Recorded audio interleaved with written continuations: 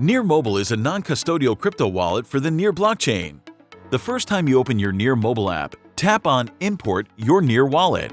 Read through the onboarding slides, swipe left twice and tap on Enter Mnemonic. Type your mnemonic with a white space between each word or paste all of them at once. Either way, make sure there is only one white space between each word. To delete a word, just tap on it. Once done, tap on Set PIN and choose one. Congratulations! You have successfully imported your Near wallet.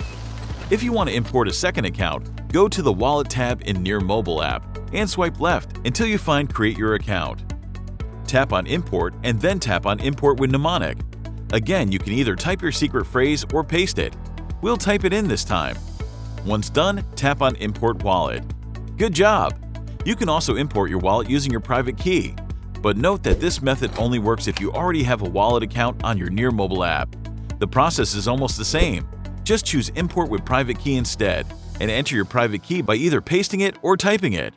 And remember, if you want to learn more about Near or your wallet, check out our guide and FAQ pages. Links below.